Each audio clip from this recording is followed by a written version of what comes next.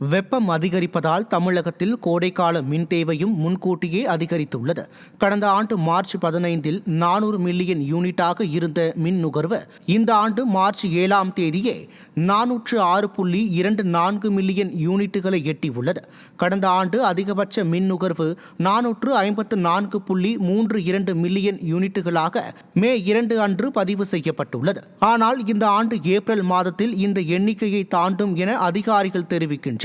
அதேபோல் கடந்த ஆண்டு 20,830 மெகாவாட்டாக இருந்த உச்ச தேவை இம்முறை 22,150 மெகாவாட் வரை உயரலாம் என எதிர்பார்க்கப்படுகிறது.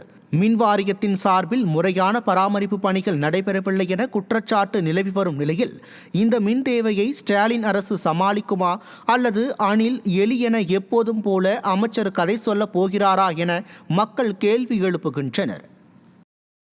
திண்டுக்கல் மாவட்டம் ஆத்தூர் பகுதியில் அமைச்சரின் காரை வழிமறித்து மழையில் நனைந்தபடி பொதுமக்கள் அடிப்படை வசதிகள் செய்து தரக்கோரி புகார் அளித்தனர். அக்கரைப்பட்டி காலனியைச் சேர்ந்த பெண்கள் மழையில் நனைந்தபடி ஊரக வளர்ச்சித்துறை அமைச்சர் ஐ. பெரியசாமியின் காரை வழிமறித்து தங்களது ஊராட்சியில் குடிநீர் வசதி, கழிவுநீர் ஓடை வசதி, மின்சார வசதி உள்ளிட்ட அடிப்படை வசதிகள் இல்லாமல் அவதியுறுவதாக புகார் கூறுகின்றனர்.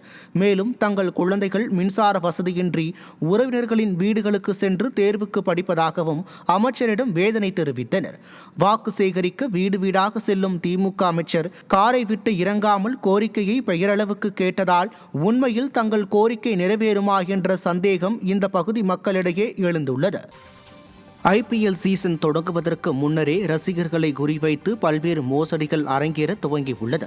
குறிப்பாக ரசிகர்களிடையே அதிக எதிர்பார்ப்பை உருவாக்கியுள்ள CSK மற்றும் மும்பை இந்தியன்ஸ் இடையிலான ஆட்டத்திற்கு அதிகாரப்பூர்வமாக டிக்கெட் விற்பனை இன்னும் தொடங்கவே இல்லை.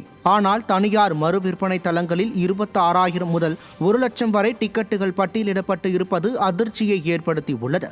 ரசிகர்களின் எதிர்பார்ப்பை பணமாக்க துடிக்கும் இதுபோன்ற ஆன்லைன் டிக்கெட் விற்பனையில் மோசடி நடைபெறவும் வாய்ப்புள்ளது.